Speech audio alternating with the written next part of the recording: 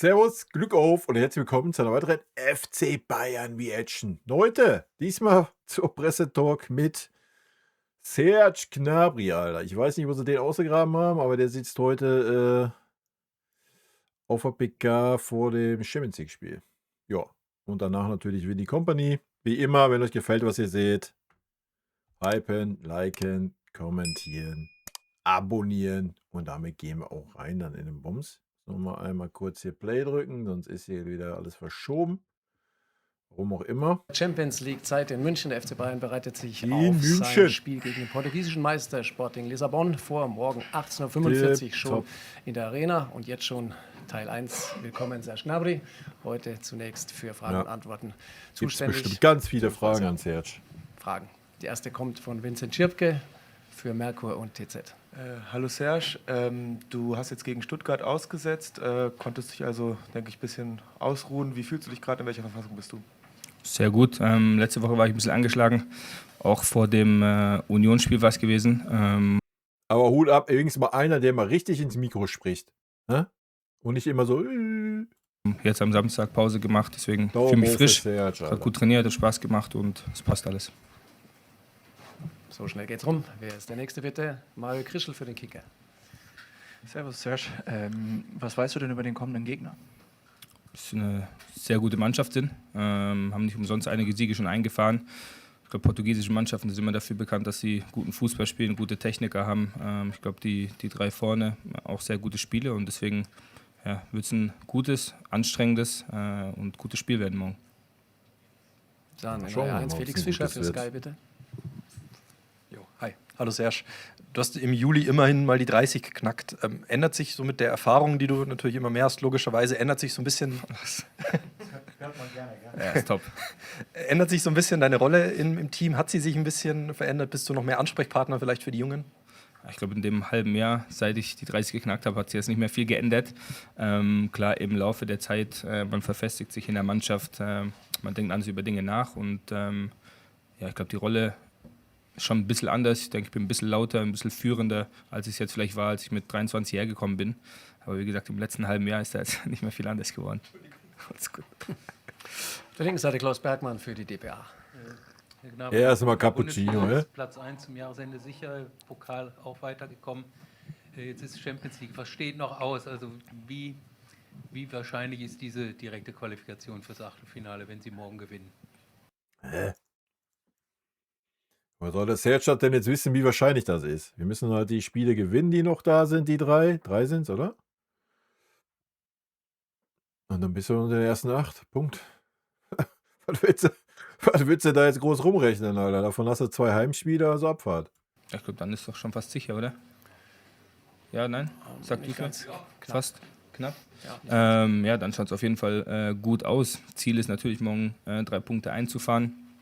Bis jetzt haben wir natürlich eine Top-Saison in Champions League gespielt, natürlich bis auf die Niederlage in London. Aber ja, die direkte Qualifikation wäre natürlich gut, um ein bisschen Luft zu haben in der Playoff-Phase, da auch 2 Spiele sein können, in denen es auch schnell mal rausgehen kann. Letztes Jahr war es ja sehr knapp gegen Celtic Glasgow, deswegen hoffen wir darauf, dass wir uns da direkt qualifizieren können.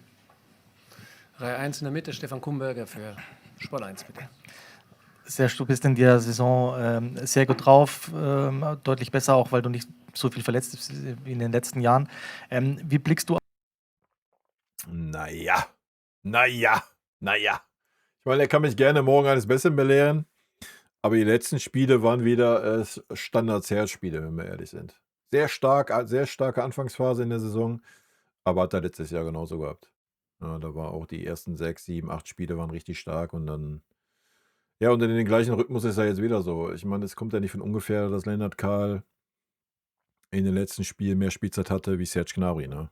Also, ja, es hängt natürlich auch an Lennart Kahl, aber wenn Serge da performen würde, wie er am Anfang performt hat, wäre es auch für Kahl schwieriger, die Spielzeiten zu bekommen, wenn wir ehrlich sind, ne? Gut, jetzt ist Luis Diaz nicht dabei in der Champions League, also von daher wird es sehr wahrscheinlich ein No-Brainer sein für Serge. Aber ansonsten es muss mal wieder ein bisschen mehr kommen, ne, von Serge. Sagen wir es mal so. Auf die sportliche Zukunft von dir, wenn Jamal Musiala zurückkommt, dann wird der gar Konkurrenzkampf nix. ja doch größer und du musst dann wahrscheinlich noch mehr Flexibilität zeigen. Ich meine, Konkurrenzkampf ist immer da, ob Jamale zurückkommt oder jemand Ja, anders. sieht er ja gerade.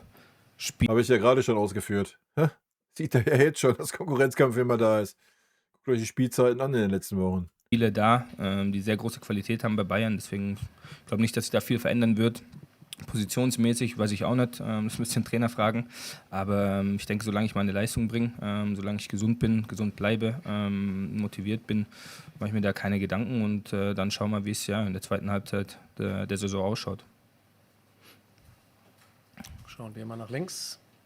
Schauen wir mal nach rechts. Keiner schaut zurück. Zur Alle Mitte, schweigen. Nächste zur Frage, bitte. Titte, zum Felix Sack, Fischer wieder. zack, zack. Doch noch einer. Dann stelle ich gerne noch eine. Alphonso Davies war vorher auch bei euch im Abschlusstraining dabei. Wie weit ist er aus deiner Sicht schon? Wie nah dran so an einem Kaderplatz? Das ist auch ein Trainer fragen. Natürlich, ich glaube, Fonsis sollte oder ist ganz entspannt. Er war jetzt eine lange Zeit raus, dauert natürlich auch eine Weile, bis du wieder im Training im Rhythmus bist. Ist immer ein großer Unterschied, ob du jetzt ein Einzeltraining machst oder dann auf einmal wieder in der Spielform bist. Ich denke, Woche für Woche wird es besser, fühlt sich wohler. Solange er keine Rückschläge hat, ist schon mal ein sehr gutes Zeichen und dann denke ich, wird er bald auch wieder dabei sein. Tipptopp. Dann der Kollege gleich wieder daneben, Stefan Kumberger. Max Eberl hat erzählt, dass es zwischen dem Verein und deiner Agentur auch schon Gespräche gab über deine vertragliche Zukunft, hat auch über Einsparungen geredet. Zu was bist du da grundsätzlich bereit und hast du vielleicht auch einen Zeitplan für dich selbst, wann du da Sicherheit möchtest? Nee, nicht unbedingt. Also ich glaube, es ist eine ganz entspannte Situation. Wie gesagt, es gibt Gespräche und dann schauen wir einfach, was in nächster Zeit bei rauskommt. Aber völlig entspannt. Bis jetzt ist alles gut von beiden Seiten, deswegen passt es so. Ich weiß nicht, auf was man letzt gehofft hat, dass er jetzt sagt, ja, alles gut, ich bleib auch für 10 Millionen hier. Ist kein Problem. Hat man jetzt auf die Antwort gehofft, oder was? Er sagt da halt einfach gar nichts zu. Oder? Was auch völlig legitim ist in der Öffentlichkeit. Boah. Ja, die Grenze wäre bei 10, Alter. Ja, und das ist schon mit Wohlwollen, wenn wir ehrlich sind. Das ist dann schon mit der Dankbarkeit für mal 1, 2 gute Jahre, die er hatte. Ja? Das ist dann schon die 10 Millionen Schmerzgrenze mit Wohlwollen, Alter. Wird natürlich nicht passieren, als wenn man dem Zersch da jetzt ein Angebot macht von 17 auf 10. Wird wahrscheinlich irgendwie bei 15 landen oder bei 13, 14. Mit irgendwelchen Boni dann wieder auf die 17 zu kommen oder so ein Scheiß. Ja, ich will es nicht machen. Punkt. Ja, wie gesagt, sportlich. Ich weiß nicht, was Serge sportlich für eine Rolle spielen soll in dieser Mannschaft. Ja, Ergänzungsspieler, ja, erfahrener Spieler, ja, wow. Ja, wir sehen es wieder, diese Saison stark angefangen, stark abgebaut. I don't know. Vielleicht, wie gesagt, vielleicht belehrt er mich immer morgen wieder eines Besseren. Das wäre auf jeden Fall der richtige Zeitpunkt, weil seine Kurve geht gerade so. Ja. Also es wäre mal wieder Zeit für ein Peakspiel. Da hinten Jan Krebs, bitte, ja. Ja, guten Abend. Serge, Sie haben gerade selber Celtic letztes Jahr angesprochen. War das ein Thema jetzt ein bisschen in der Vorbereitung, dass man die vermeintlich leichteren Gegner dann nicht zu leicht nehmen sollte? Sie haben selber angesprochen. Ja, Und Sporting hat 10 Punkte. Mit dem Sieg wären sie sogar an euch vorbei. Ja, ich glaube generell der Modus lässt jetzt nicht mehr viel zu. Haben wir letztes Jahr auch ein bisschen gelernt, wo wir vielleicht in Feyenoord war es, da eine Niederlage kassiert haben. Deswegen dieser Modus erlaubte nicht viele Fehler. Es wäre wichtig, die nächsten 3 Spiele oder vielleicht jetzt 2 in dem Sinne zu gewinnen, um uns direkt zu qualifizieren. In der Champions League kann immer alles passieren. Kannst nie wirklich eine Mannschaft oder solltest nie wirklich eine Mannschaft unterschätzen. Wie vorhin schon gesagt, Das sollte man generell nicht. Das hat nichts mit der Champions League zu tun. Man sollte auch in der Bundesliga keine Mannschaft unterschätzen. Ich denke, das haben auch die letzten Jahre oder. Der FC Bayern muss halt immer 110% geben. Das ist halt einfach so. Weil jeder Gegner in der Bundesliga gegen den FC Bayern ist es das Spiel des Jahres und die geben 110%. Ja. Wenn du dann da hinkommst nach so einem Champions League-Spiel und denkst, so, ach komm, da reiten wir heute auf 70%, das reicht halt nicht. So, ja. Wir sind halt der FC Bayern und nicht, was weiß ich, der VfB Stuttgart, der auf 60% wahrscheinlich ein Spiel gewinnen kann.